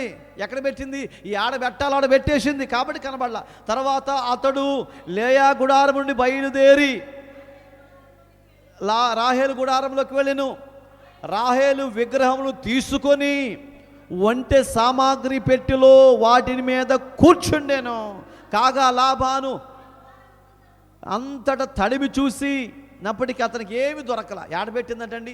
ఒంటిలో ఉన్నాయి కదా, వాటి సామాన్లో పెట్టేసిందంటండి. కనబడకుండా దాచిపెట్టింది, ఎక్కడ కూడా కనబడలేదండి. చూడండి 16వ వచనంలో, ఎఫ్రాతాకు వెళ్ళు మార్గములో మరికొంత దూరము ఉన్నప్పుడు రాహేలు ప్రసవించుచు ప్రసవేదన పడెను. చూడండి, యాకోబు ఏమన్నాడు? విగ్రహాలు తీసుకున్నవాడు చచ్చిపోను గాక అన్నాడు. అదే టైంలో వీడికి ఏమొచ్చింది? ప్రసవేదన వచ్చింది. ఎఫ్రతాకు వెళుతున్నటువంటి కాస్త దూరంలో దగ్గరికి వెళ్ళగానే ఆమెకంట ఆ నెలలు నిండిపోయాయంట. అప్పుడు చూడండి 17వ వచనంలో, ఆమె ప్రసము వలన ప్రసవించుచున్నప్పుడు. ఓ పని చేయండి, మీ ఇద్దరాగి ఇంకోళ్ళకి ఇచ్చేయండి ఏస్తున్నామల్లో. ఎవరో చదవండి, ఎట్టయితే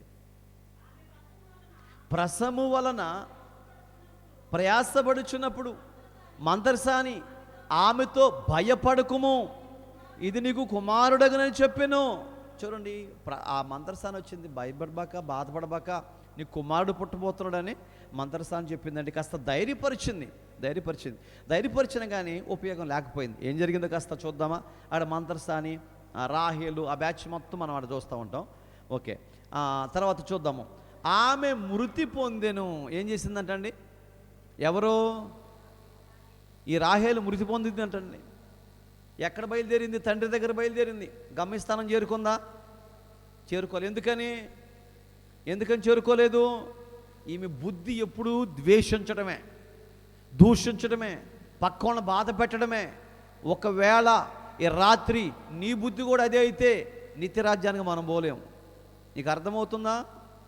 మనం కనుక పక్కన వాళ్ళని ద్వేషిస్తా. ఎలా ద్వేషిస్తా? మన పక్కన వాళ్ళు పాట పాడారనుకోండి, అబ్బో ఏం పాడిందిరా మేఘం తీసుకుని అని కొంతమంది పక్కోళ్ళ గురించి మాట్లాడుతూ ఉంటారు. నువ్వు పాడలేవు, పాడేవాళ్ళనే పాడనివ్వండి. చెడగొట్టే బ్యాచ్ అంటారండి. పరిచర్య చేస్తుంటే, అబ్బో పొద్దున్న బయలుదేరిందిరా భక్తురాలు చర్చి ఓడటానికి, చర్చిలో చాపలు వేయటానికి, పాస్టర్ గారికి చేయటానికి. ఏమండి, నువ్వు చేయవు, చేసేవాళ్ళని చెడగొట్టవు. ఇట్లాంటి వాళ్ళు అందరూ ఎక్కడ చేరుకోరంట? నిత్యరాజ్యానికి చేరుకోరండి. నిత్యరాజ్యానికి పోలేము. ఈ బ్యాచ్ ఆ బ్యాచే. మధ్యలో ఆమె చనిపోయాది. చనిపోతున్న తర్వాత ఏం జరిగింది చూద్దాం. ప్రాణము పోవుచుండగా ఆమె అతని పేరు బెనోని అని అతని పేరు పెట్టిందండి. బెనోని, దుఃఖపుత్రుడు అని అర్థం. బెనోని అని పేరు పెట్టింది. ఆమె చచ్చిపోయింది. ఎవరు చచ్చిపోయారు? యాకోబు ఎంతగానో ప్రేమించిన వ్యక్తి మార్గ మధ్యలోనే చనిపోయాదండి. ఇప్పుడైనా సరే ఈ పెద్ద మనిషి బుద్ధి తెచ్చుకుని, సిగ్గు తెచ్చుకుని ఎక్కడికి వెళ్ళాలి?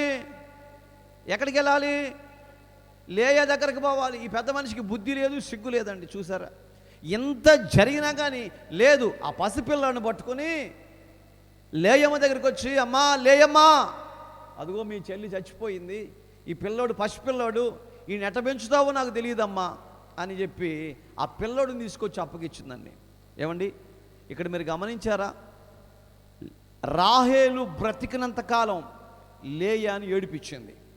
కానీ లేయా రాహేలు కన్నీళ్లు తుడిచింది. స్తోత్రం. ఆ బిడ్డను తీసుకుందండి, అద్భుతంగా పెంచింది, చక్కగా పెంచింది. కాస్త ముందుకెళ్దాం. మొదటి రాజు సౌలు. ఈ మొదటి రాజు సౌలు బెన్యామీను గోత్రికుడు. ఈ బెన్యామీను గోత్రికుడు ఎవరో తెలుసా? లేయా ఎవరినైతే పెంచిందో, స్తోత్రం చెప్పండి, మార్గ మధ్యలో చనిపోతూ ఎవరినైతే పెంచిందో ఆ గోత్రముల నుంచి వచ్చినటువంటి వ్యక్తి మొదటి రాజు. దేవునికి మహిమ కలుగునుగాక. సౌలు అండి. ఈ సౌలు ఇక్కడ పెడదాం. ఇంకొక సౌలు ఉన్నాడు కొత్త నిబంధనలో. సౌలు పౌలుగా మార్చబడ్డ సౌలు. ఆ వ్యక్తి కూడా ఎక్కడి నుంచి వచ్చాడండి? దేవునికి మహిమ కలుగునుగాక. ఇక్కడేమో మొట్టమొదటి రాజు ఈయనయ్యాడు. అక్కడ క్రొత్త నిబంధన అంతటికి ప్రాముఖ్యమైన వ్యక్తి ఎవరంటే ఒక పౌలు గారిని మనం జ్ఞాపకం చేసుకుంటాం. ఎందుకంటే సుమారు 15 పత్రికలు సంఘానికి రాసి సంఘ క్షేమం కొరకు పాటుపడిన వ్యక్తి, దేవుని పని విషయంలో పరుగులు తీసిన వ్యక్తి, ఎంతో అద్భుతాలు చేశాడు. కాబట్టి దేవునికి స్తోత్రం. కాబట్టి అక్కడ సౌలు, ఇక్కడ సౌలు ఈ బెన్యామీను గోత్రముల నుంచి వచ్చినటువంటి వారే. తర్వాత చూద్దాం.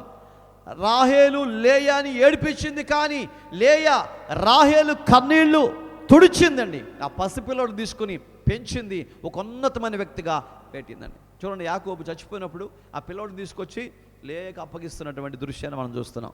దేవునికి మహిమ కలుగును గాక. అషూరు భాషలో లేయా అనగా రాజకుమార్తె. దేవునికి స్తోత్రం.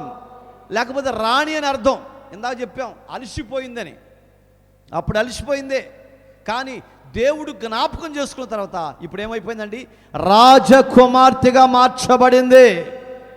ఎంతమంది రాజులు ఆమె వంశము గుండా వచ్చారండి? ఎంతమంది యాజకులు, ఎంతమంది ప్రవక్తలు, ఎంతో అద్భుతాలు జరిగాయండి. అందరి చేత ద్వేషింపబడినప్పుడు కూడా దేవుడు ద్వేషించలేదు, అద్భుతమైన వ్యక్తిగా మార్చాడు. పరలోక పట్టణంలో 12 గుమ్మాలుంటే ఆ 12 గుమ్మాల్లో 6 పేర్లు ఈ లేయా సంతతిలో ఉన్న వారికి పెట్టబోతున్నారు. దేవునికి మహిమ కలుగునుగాక. హల్లెలూయా. అంటే మనకు అర్థమవుతుంది, ఆది కాండములో ప్రారంభమైనటువంటి లేయా జీవితం మధ్యలో ఆగిపోలేదు. రాహేలు జీవితం ఏమైపోయింది? మధ్యలో ఆగిపోయింది. ఎందుకంటే ద్వేషించే మనసు, దూషించే మనసు, దేవునికి లోబడే మనసు లేదు.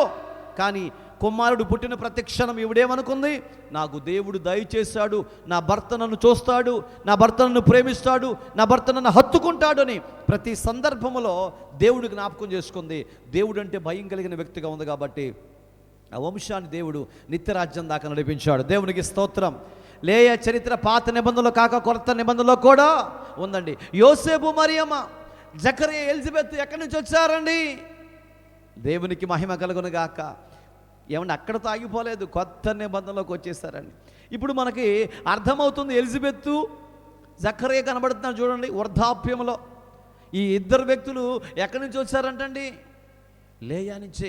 ఇంత మహానుభావులు, ఇంత గొప్ప భక్తి పరులు ఆమె గుండానే బయటకు వచ్చారు. దేవునికి మహిమ కలుగునుగాక. ఇక తర్వాత చూస్తాం, అసలైన వ్యక్తి యోధా గోత్రముల నుంచి వచ్చిన యోధా గోధమ సింహం నజరేయుడైన యేసయ్య లేవి చరిత్రల నుంచి బయటకు వచ్చాడు. ఎంత గొప్ప సంగతి అండి. తండ్రి కఠినాత్ముడు, ప్రేమించలేని భర్త, ద్వేషించే చెల్లి, అలాంటి సందర్భాల్లో ఓర్పుతో నేర్పుతో దేవుని మీద ఆధారపడింది. కాబట్టి దేవుడు చరిత్ర తిరగరాస్తాడండి, అద్భుతంగా తిరగరాస్తాడండి. మహోన్నతుడైన యేసుక్రీస్తు కూడా ఈ వంశం గుండా రావాలని ఆశపడ్డాడండి. దేవునికి స్తోత్రం. వచ్చాడండి. లేయా ఎంత ఘనురాలు అమ్మ నీవు, లేయా నువ్వెంత గొప్పదానివమ్మ. అపోస్తలులు లేవి గోత్రముల నుండి వచ్చిన బర్నబా అనే వ్యక్తి ఒక వ్యక్తి ఉన్నాడు. బర్నబా కూడా ఆ గోత్రాల నుంచి వచ్చినటువంటి వ్యక్తి. తర్వాత మనం చూస్తే చివరి మాట చెప్పి నేను ముగిస్తా. ఇప్పుడు మీరు చాలా జాగ్రత్తగా ఉండండి, బైబిల్ మీరు చూడొద్దు. ఎప్పటి వరకు కూడా యాకోబుకి లేయా మీద ఎంత ప్రేమ కూడా కలగల, ఇన్ని కార్యాలు జరిగినా కానీ. ఆఖరికి తను ప్రేమించిన వ్యక్తి మార్గ మధ్యలో చనిపోయినా కానీ ప్రేమ కలగలేదు ప్రియులరా. ఇక తర్వాత చివరికి యాకోబు చనిపోయేటప్పుడు జరిగిన సంగతి మీ ముందుంచుతా. యాకోబు చనిపోయేటప్పుడు ఎక్కడికి వెళ్ళాడు? యూసుఫ్టులోకి వెళ్ళాడు. బాగా వినండి, ఎక్కడికి వెళ్ళాడు? యూసుఫ్టులో యోసేపు దగ్గరికి వెళ్ళాడు. యోసేపు దగ్గరికి వెళ్ళిన తర్వాత ఈ వచనం ఒకసారి చూడండి, 19వ వచనం. అట్లా రాహేలు మృతి పొంది పాతి పెట్టబడెను. ఆమె మార్గ మధ్యలోనే పాతి పెట్టబడినట్టుగా మనం చూస్తున్నాం. ఆ లేయాకి బిడ్డనిచ్చి యాకోబు బాధపడుతున్న దృశ్యం ఇదే. ఎఫ్రతా ప్రాంతం ఇదే. ఆ రాహేలు పాతి పెట్టబడినటువంటి ప్రాంతం ఇదే. ఇక్కడ ఈ రోడ్డు ప్రక్కన ఒక ప్రత్యేకమైన స్థలములో ఆమెను పాతి పెట్టారండి. అంటే ఒక మాట చెప్పాలంటే అనాథ శవం అంటారా, అలా అయిపోయింది ఆమె జీవితం. ఏమండి, నలుగురితో కలిసి మంచిగా ఉందాం అనుకుందా? అనుకోలేదండి. అక్కే కదా. ఏమండి, నాన్న కావాలని చేశాడు, తనకు తెలుసా? తెలియదు. అలాంటప్పుడు ఆమె ఎందుకు అలా ద్వేషించాలి? భర్తకు చెప్పవచ్చు కదా. అలా చెప్పింది ఏం లేదండి. నాకు మాత్రమే దక్కాలి నా భర్తని తనని అనుక్షణం బాధ పెట్టింది. అనాథ శవములాగా మార్గ మధ్యలో తన జీవితాన్ని నాశనం చేసుకుంది. అక్కడ మనకు కనబడుతుంది చూడండి సమాధి. ఎవరిదది? రాహేలు చరిత్ర. ఆది కాండములో రాహేలు కుమారులు యోసేపు, బెన్యామీను. చూడండి ఇక్కడ మనం చూస్తాము.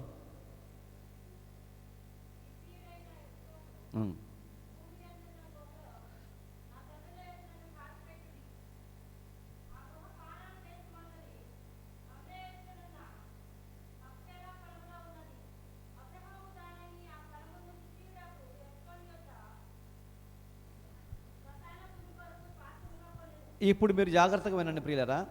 యాకోబు చనిపోయేటప్పుడు 12 మంది కొడుకుని పిలిచి ఒక్కొక్కరిని ఆశీర్వదిస్తాడు. ఆశీర్వదించి అలా మంచం మీద పడుకొని కాళ్ళు ముడుచుకొని చచ్చిపోతాడు. చచ్చిపోయే ముందు యోసేపుతో చెప్తాడు, యోసేపు, నేను చనిపోయిన తర్వాత నా శవాన్ని ఇక్కడ పాతి పెట్టద్దు. బాగా వినండి. నేను చనిపోయిన తర్వాత ఎక్కడున్నాడు యాకోబు? అప్పుడు యూసుఫ్లో ఉన్నాడు. నన్ను ఇక్కడ పాతి పెట్టద్దు, దయచేసి నా చివరి కోరిక తీర్చున్నాడు. ఏం చేయాలి అంటే, బతికున్నంత కాలం తన్ను ప్రేమించలేకపోయాను నేను. నా కొరకు ఎంతో పరితపించిపోయింది. నా ప్రేమ కావాలని ప్రతిరోజు ఎదురు చూసింది. మంచి మంచి కుమారులు కంది, చరిత్ర సృష్టించే వ్యక్తులను కంది. అయినప్పటికీ నా మనసు మారలేదు. కఠినాత్ముడుగా ద్వేషించే వ్యక్తిగా నేను బ్రతికాను. ఇప్పుడు తను లేకపోతే తన విలువేంటో నాకు అర్థమవుతుంది. ఎవరి గురించి మాట్లాడుతున్నాడు తెలుసా? లేయా గురించి మాట్లాడుతున్నాడు. ఆమె ఉన్నంతకాలం తను ప్రేమించాల, ఆమె లేకపోతే నాకు బాధ అర్థమవుతుంది ఇప్పుడు. కాబట్టి నేను చనిపోయిన తర్వాత లేయా సమాధి ప్రక్కనే నన్ను పాతి పెట్టండి. ఎంత బాధతో చెప్పాడో తెలుసా అండి. చివరి కోరిక కోరుకుంటున్నాడు. బ్రతికున్నంత కాలం తన్ను ప్రేమించలేకపోయాను. ప్రేమ కోసం పరితపించిపోయింది, అలమటించిపోయింది. కానీ ప్రేమ అనుగ్రహించలేకపోయాను. నా కొరకే జీవించింది తను. కానీ ఈరోజు తను లేకపోతే నాకు బాధ ఏంటో అర్థమవుతుంది. ఎక్కడ పడితే అక్కడ బాధ పెట్టద్దు నన్ను. నేను ఆమెను ప్రేమించకపోయినా చనిపోయిన తర్వాత ఆమె ప్రక్కనే నన్ను పడుకోబెట్టండి. స్తోత్రం. తన గుండెల్లో ఎంత బాధ ఉంటే ఈ మాట చెప్పుంటాడో ఒక్కసారి మీరు ఆలోచన చేయవలసిన వారమై ఉంటున్నాం. దేవునికి మహిమ కలుగునగాక. హల్లెలూయా. ఓ సందర్భాన్ని మీకు జ్ఞాపకం చేస్తాను ప్రియులారా. ఇది చెప్పి నేను ముగిస్తాను.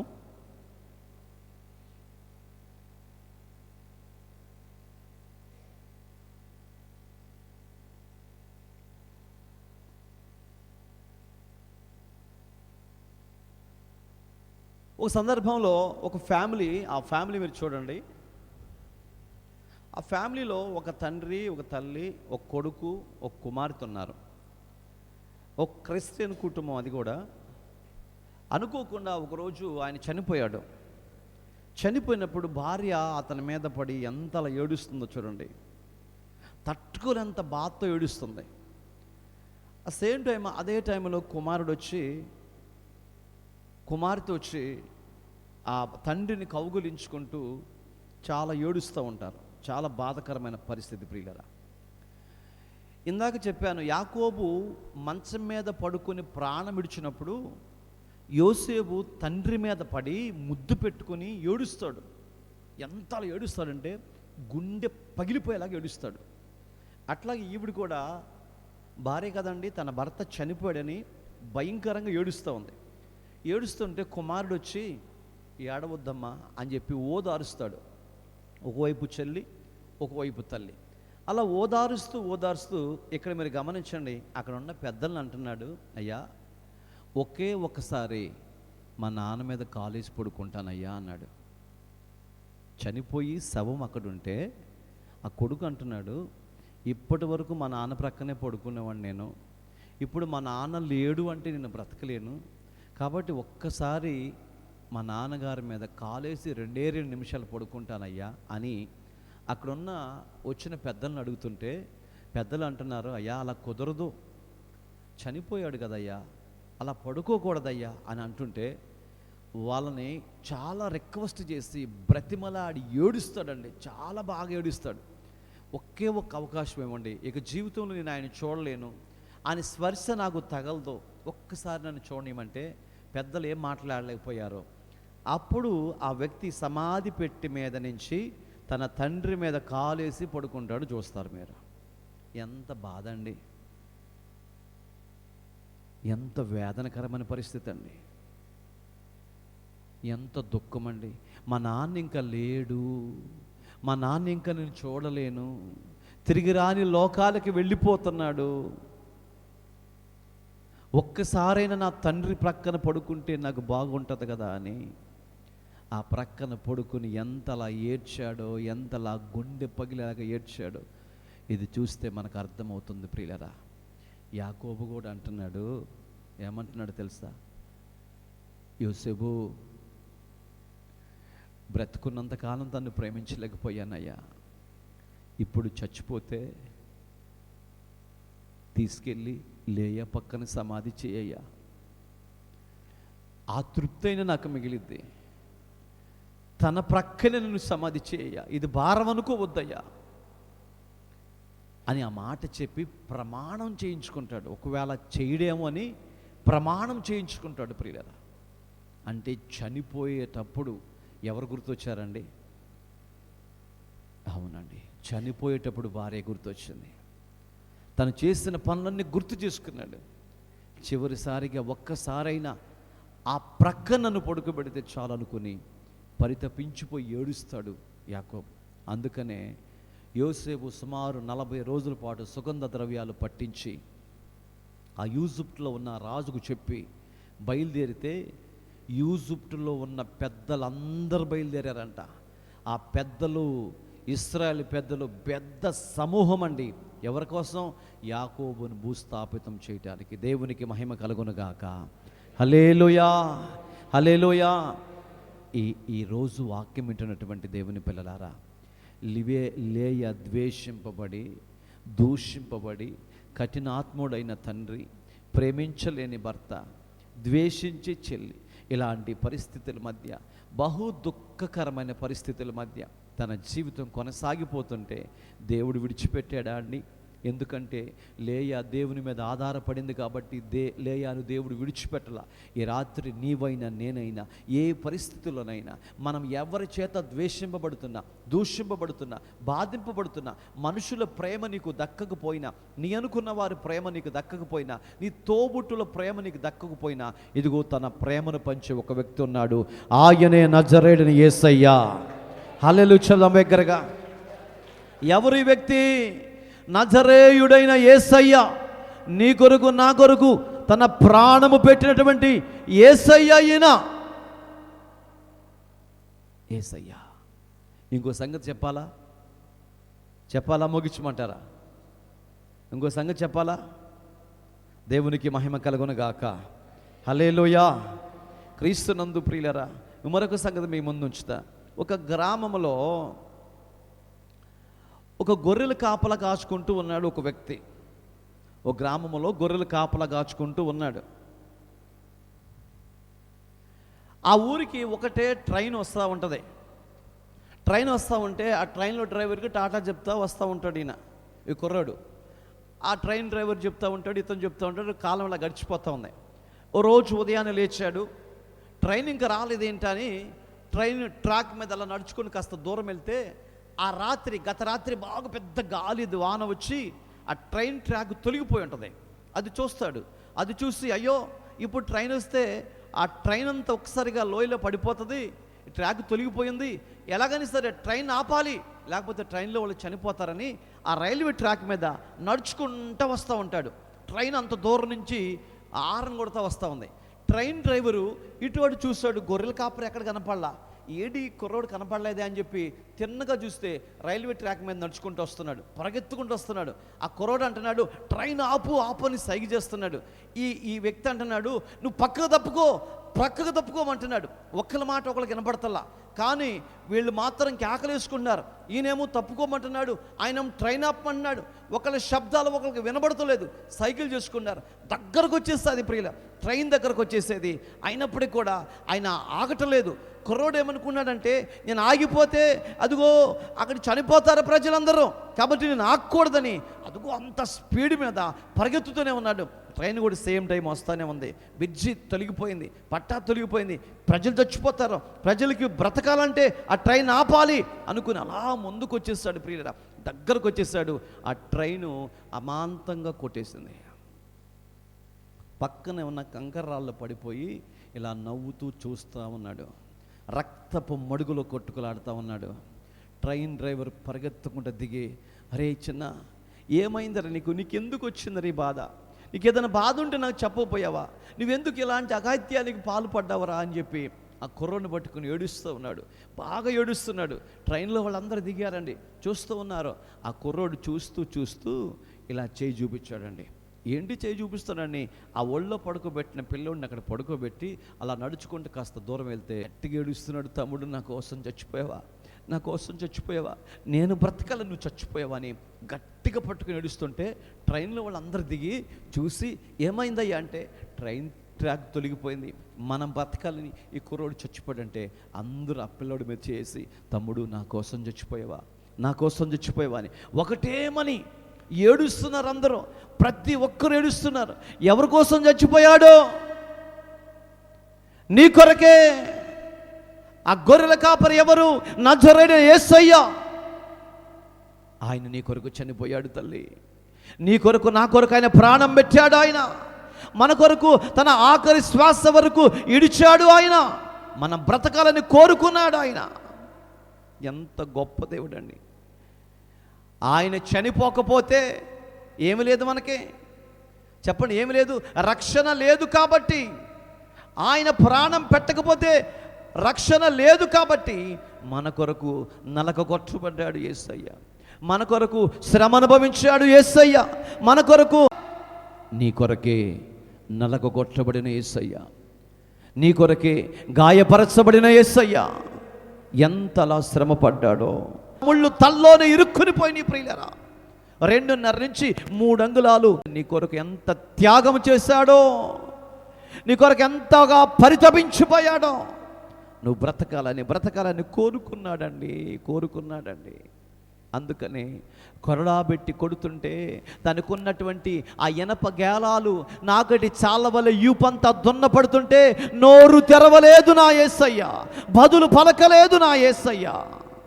నువ్వు బ్రతకాలని కోరుకున్నాడు కాబట్టి నీ కొరకు శ్రమ అనుభవించాడు, నీ కొరకు బాధ అనుభవించాడు, కఠినంగా కొట్టబడ్డాడు, బహుభారముగా కొట్టబడ్డాడు. ప్రియులరా, ఎవరు చేయలేని త్యాగం నా యేసయ్య నీ కొరకు చేశాడు. శరీరం అంతా దున్నబడేలాగా కొట్టబడ్డాడు, చీల్చబడ్డాడు. ఎంత బాధ! ఒక్కసారి మీరు ఇది చూడగలిగితే మీకు అర్థమవుతుంది నా యేసయ్య ఎంతలా కొట్టబడ్డాడు, శరీరం ఎంతలాగా దున్నబడిందో. ఆ చేనుకున్న గేల ముళ్ళు చూస్తారా ఎంత భయంకరంగా ఉన్నాయో చూస్తారా? ద్వేషింపబడుతున్న నీవు, దూషింపబడుతున్న నీవు, బాధింపబడుతున్న నీవు, నిన్ను మేలుకొలపాలని, నీ జీవితాన్ని పైకి తీసుకురావాలని, ఉన్నతమైన వ్యక్తిగా నా దేవుడిని మార్చాలని అనుకున్నాడు. కాబట్టే ఆయన అలా కొట్టబడ్డాడు. నోరు తెరవలేదు ప్రేమ, బదులు పరకలేదు ప్రేమ. ఒకసారి లేచి నిలబడదామా అందరం? ఎంతలా గాయపరచబడ్డాడో నా దేవుడు, ఎంతలా గాయపరచబడ్డాడో. దయచేసి మీరు చూడండి ప్రియులారా, అందరూ కళ్ళు తెరిచి చూడండి. నీ కొరకు నలుగొట్టబడుతున్న యేసయ్యను కన్నులారా చూడండి. ఇదిగో నీ కొరకే, నా కొరకే, మన కొరకే శరీరం అంతా చీల్చబడిపోయింది, శరీరం అంతా చీల్చబడింది. ఎవరు పొందనటువంటి గాయాలు ఆయన పొందాడు.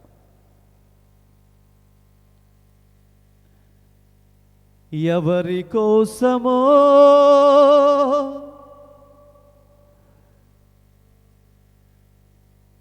ఎవరి కోసం అండి? ఒకసారి నీ మనసును అడుగు. అందరూ కళ్ళు మూసుకొని ఒకసారి నీ మనసును అడగండి. ఎవరి కోసము? ఎందుకోసమయ్యా ఇలా కొట్టబడుతున్నావు? ఎందుకోసమయ్యా ఇలా చీల్చబడుతున్నావు? ఎవరి కోసమయ్యా ఎంత బాధ అనుభవిస్తున్నావు?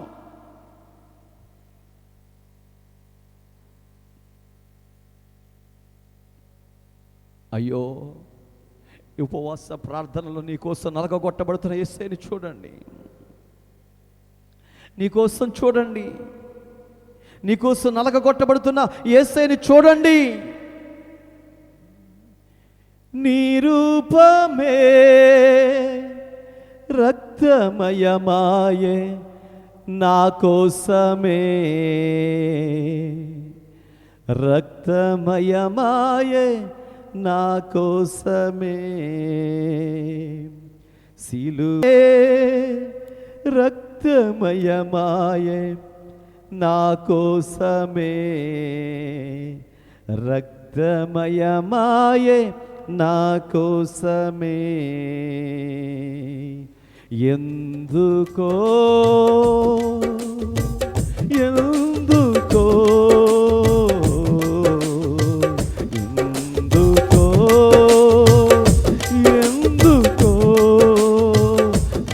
అంతులేదా నీ ప్రేమకు, అంతులేదా నీ ప్రేమ. అందరూ యేసుక్రీస్తు ప్రభువారు పడుతున్న శ్రమను చూస్తూ పడదామా? కళ్ళు తెరిచి ఆయన పడుతున్న బాధను చూస్తూ పడదాం. కపటపు మోదులు మోమున గోదులు కఠిన నీ వల్లు, కపటపు మోదులు మోమున గోదులు కఠిన గాయాలు కందిన నీ వల్లు, కారెను రక్తం పారెను ఏరులై, కారెను రక్తం పారెను ఏరులై, కలుషాతుడనను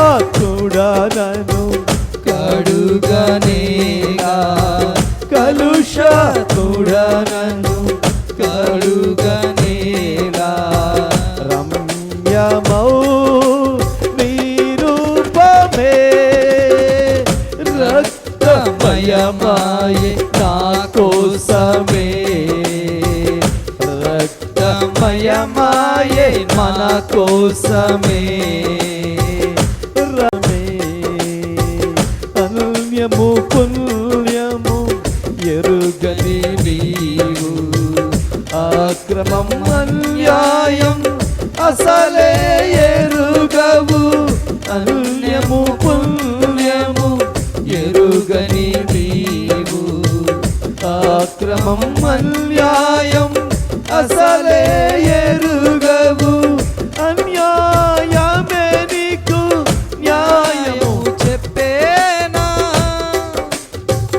అన్యాయమే నీకు న్యాయము చెప్పేనా. అరుపుల కేకల అలజడిలోనా, అరుపుల కేకల అలజడిలోనా, సిలువలో నీ రూపమే రక్తమయమాయే నీ కోసమే, రక్తమయమాయే మన కోసమే. అందరూ చూడండి, నీ కొరకు ఎంతగా నలగగొట్టబడుతున్నాడు. రక్తమయమాయే నీ కోసమే, రక్తమయమాయే మన కోసమే.